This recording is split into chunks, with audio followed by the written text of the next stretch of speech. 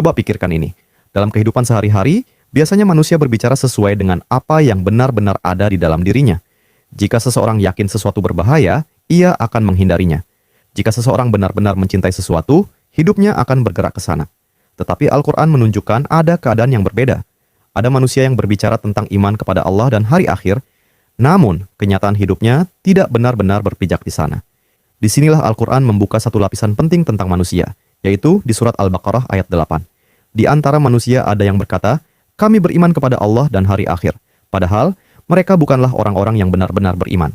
Kata An-Nas biasanya diterjemahkan manusia, namun akar katanya membuka lapisan makna lebih dalam.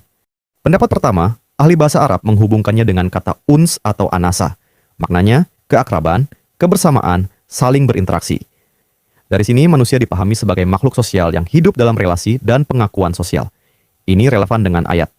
Karena ucapan iman di sini juga dapat menjadi validasi sosial. Agar diterima, diakui, dan dianggap bagian dari kelompok orang beriman. Makna kedua, kata An-Nas akar katanya, nasia. Maknanya, lupa, lalai. Dari kata nasia, kemudian manusia disebut insan karena mudah lupa, mudah kehilangan kesadaran terhadap kesadaran terdalam. Makna ini menunjukkan manusia dapat mengetahui Allah, berbicara tentang akhirat, tetapi tetap hidup seolah keduanya tidak benar-benar hadir dalam kesadaran hidupnya. Kata yaqulu bermakna, berkata, mengucapkan, menyatakan. Bentuknya adalah fi'il mudhari.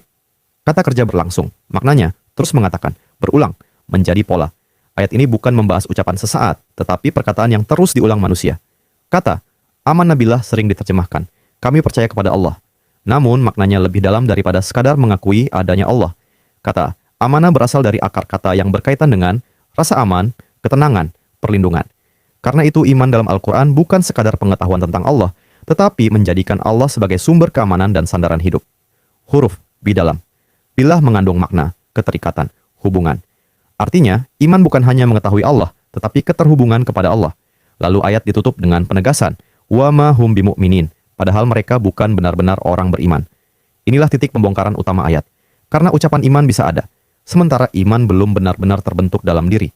Mereka tahu Allah. Mereka berbicara tentang Allah. Mereka mengaku beriman kepada Allah. Tetapi menurut Al-Quran, mengetahui Allah belum tentu sama dengan hidup yang berpijak kepada Allah. Karena manusia bisa mengakui kebenaran, tetapi tetap hidup dikendalikan oleh ketakutan duniawi. Mereka mengetahui Allah. Mereka berbicara tentang akhirat. Tetapi hidupnya masih dibangun seolah dunia adalah satu-satunya kenyataan yang paling penting. Al-Quran memisahkan antara mereka yang sekedar berkata, kami beriman, dan mereka yang benar-benar beriman. Maka pertanyaannya, apakah Allah dan hari akhir sudah benar-benar menjadi pusat tujuan hidup kita? Atau masih sebatas kalimat yang sering diucapkan?